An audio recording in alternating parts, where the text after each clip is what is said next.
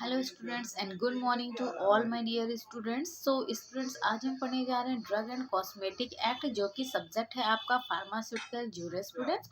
और टॉपिक की अगर हम बात करें तो आजकल हम पढ़ रहे हैं drug and cosmetic act, because ये यूनिट थोड़ी सी लंबी है तो हम इसको कई सारे पार्ट्स में डिवाइड करके पढ़ रहे हैं। सो आई होप आप इसके वीडियो देख रहे होंगे और आपको समझ में भी आ रहा होगा। तो आज हम अपना शुरू करने जा रहे हैं ड्रग एंड कॉस्मेटिक एक्ट का part 4। So let get started student. अब हम स्टार्ट करते हैं।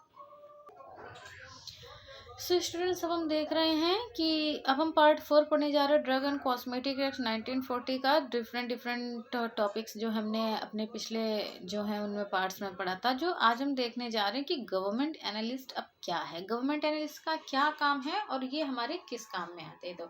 तो जो गवर्नमेंट एनालिस्ट के कुछ ऑफिसर्स होते हैं, अब पहले इनके बारे में देखते हैं। These officers are appointed by the central और state government and perform the duties. अब जो हमारे गवर्नमेंट एनालिस्ट होते हैं, चाहे वो सेंट्रल के हों चाहे वो स्टेट गवर्नमेंट के हों, उनको मतलब ये जो ऑफिसर हैं वो अपॉइंट किए जाते हैं या तो सेंट्रल गवर्नमेंट के द्वारा या तो स्टेट गवर्नमेंट के द्वारा। अब क्योंकि ये गवर्नमेंट एनालिस्ट है तो ये हमारे सेंट्रल के भी हो सकते हैं, स्टेट के। अब जो स्टेट के होंगे उसे हमारी स्टेट गवर्नमेंट जो है वो अपॉइंट करेगी, और जो हमारे सेंट्रल के हैं उन्हें हमारी सेंट्रल गवर्नमेंट अपॉइंट करती। अब इनका काम क्या होता है और इनकी क्वालिफिकेशन क्या होती है, मतलब ये क्या करते हैं।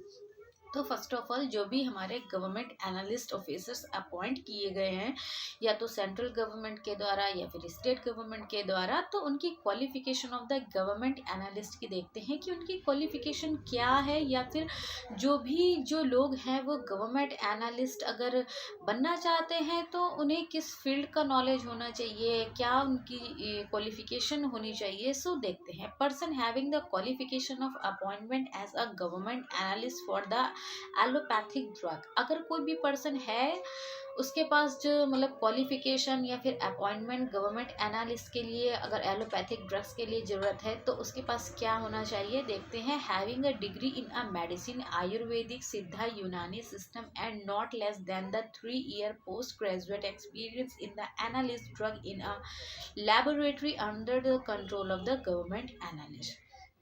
मतलब कि आपको समझ में ही आ गया होगा कि कोई भी जो गवर्नमेंट एनालिस्ट ऑफिसर्स हैं, वो चाहे सेंट्रल गवर्नमेंट हो चाहे वो स्टेट गवर्नमेंट हो, अगर अपॉइंट करती है तो उस बंदे के पास पर्टिकुलर मेडिसिन की जो डिग्री है वो होनी चाहिए। अब आयुर्वेदिक हो, सिद्धा हो, यूनानी सिस्टम की हो, और कम से कम हमारी 3 years की होनी चाहिए। मतलब कि इसमें कोई डिप्लोमा कोर्सेस नहीं होगा। डिग्री होल्डर और मेडिसिन डिपार्टमेंट से डिग्री होल्डर जो पर्सन हैं और उनके पास ग्रेजुएट हैं और एक्सपीरियंस है, जिनके पास फार्मेसी डिपार्टमेंट का, मतलब कि जो एक्सपीरियंस होल्डर हैं, एनालिस्ट हैं, जो हमारी लेबोरेटरीज हैं, वो गवर्नमेंट एनालिस्ट बन सकते हैं। वही ऑफिसर जिनके पास हमारे जो कि पर्सन हमारे सिद्धा, यूनानी या फिर मेडिसिन डिपार्टमेंट का उनके पास डिग्री है, वो भी ग्रेजुएशन या फिर पोस्ट ग्रेजुएशन की, और वही है हमारे डिग्री होल्डर ही ऑफिसर्स होते हैं।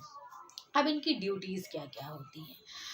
So the government analyst shall be causes to be analyzed and tested such sample or the drug cosmetic may be sent to him by the inspector। अब इनकी duties क्या होती है कि गवर्नमेंट ने अगर इन मेंबर्स को अपॉइंट कर दिया है तो ये करेंगे क्या, इनकी रोल्स रिस्पॉन्सिबिलिटी कह लें या फिर ड्यूटी क्या है।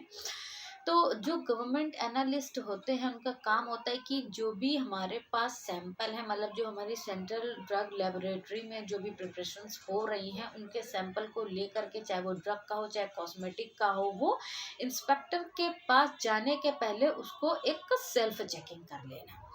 The government analyst shall be from time to time forward the report and the government giving the result of the analytical work research the view the application.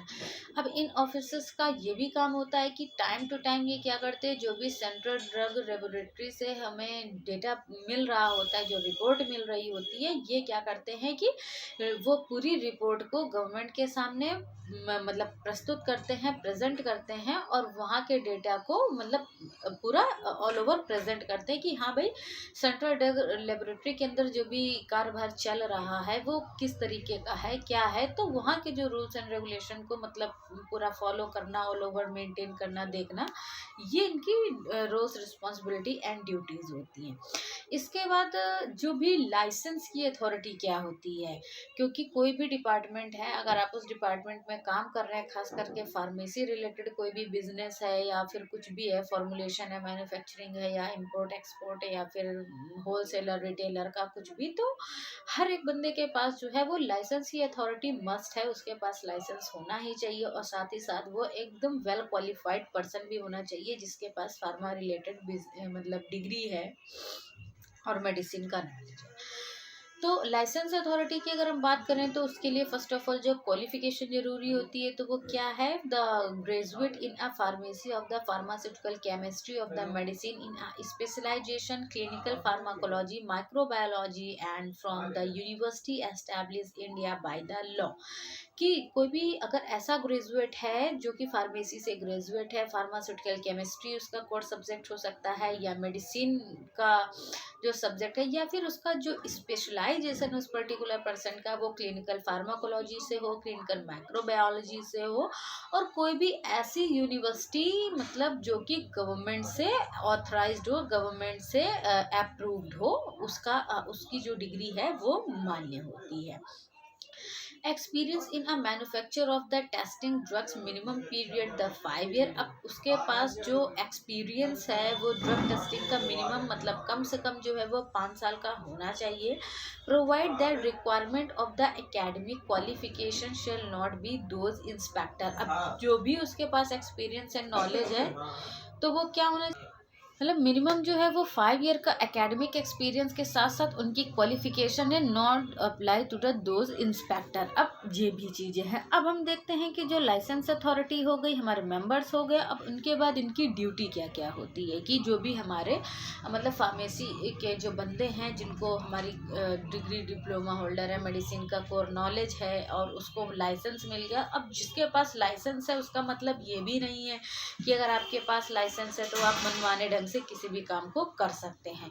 तो to inspect all establishment license for the sale drug within a area assign to him. किसी भी बंदे के पास अगर licence है, government ने उसको permission दी है ताकि वो फार्मेसी से रिलेटेड बिजनेस को कर सके, मतलब सेल करना है या फिर जो भी ऑल ओवर चीज़ें, तो पर्टिकुलर जो एरिया उसको असाइन किया गया है वो उसी एरिया में अपने बिजनेस को जो है वो बढ़ा सकता है, सेल कर सकता है अपने उसी असाइंड एरिया में।